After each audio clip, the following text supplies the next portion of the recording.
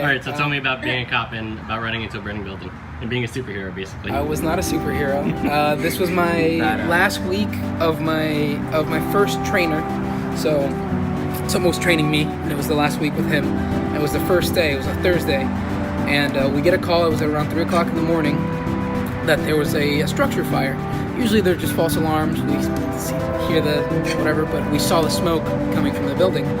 So emergency lights and sirens. I pull up and we run straight into the building, and there's nurses wearing masks and everyone's coughing, and all we see is, I guess, a double door, and it opens up and just smoke comes out.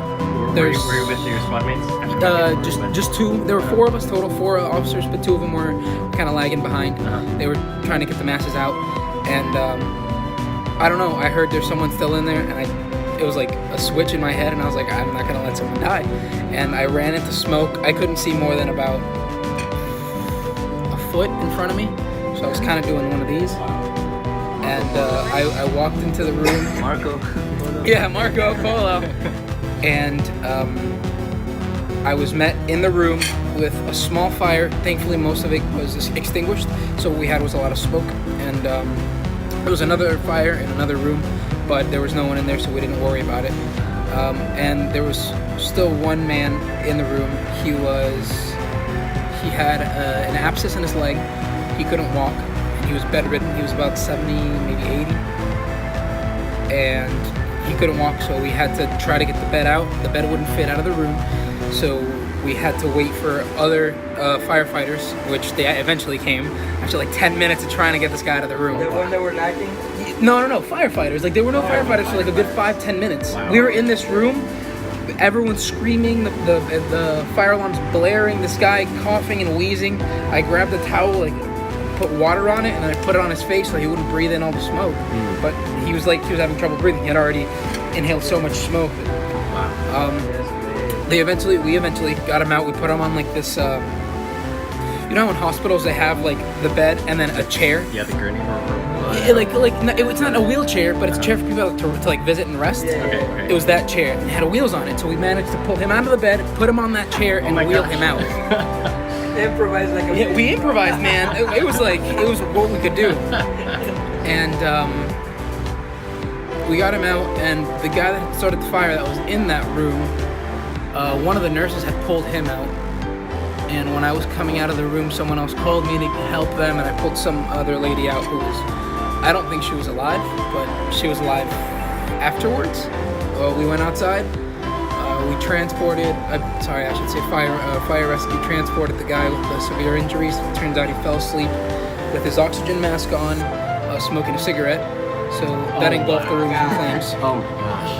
I looked at the bed that he was sleeping in. By the way, most hospital beds are very flammable. I didn't know that. They're super flammable.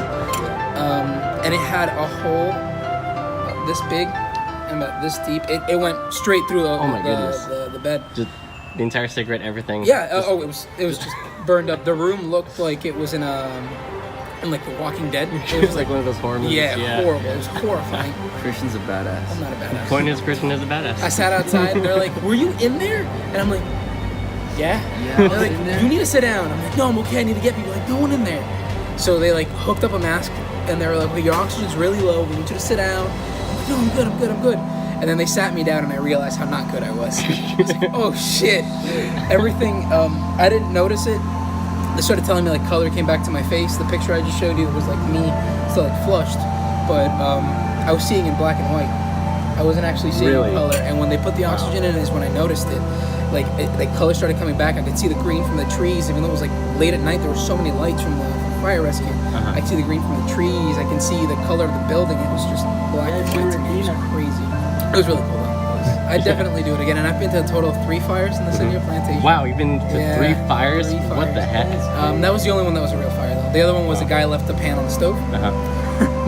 And it burned through, so people were smelling like burning metal and burning plastic. And when we went, it was just like a pan with a big hole in the middle. Yeah. That's it. And then the other one was an old lady who I was just telling them. See, the City of Plantation, we're very nice to our community. No, to the community. Yeah. She had just had surgery on her leg, and she called 911 because her fire alarm was blaring. So we get there, code, get to the house, and it was just that her fire alarm had run out of batteries. So we had to climb up on this ladder to go to the top, and it was 3 officers there. We canceled fire rescue, we canceled everybody. That's literally like And she was, saving a cat from a tree. It's like and changing she's your like, batteries. yeah, and she's coaching us on how to get the battery out. But you gotta put the battery in this way and this way. And we're like, lady, we know. But it's like, so turns out it was just like a faulty wiring with the battery thing, or whatever, the fire alarm. And we went home. So, you said that you've been wanting to be a cop since you were a kid. Where Yeah. did that came from? My dad, he was like the canine handler and all that in Venezuela, and I've been handling guns since I was a kid, and I've always had this urge to help people. So now I give them tickets. It's great. It's awesome.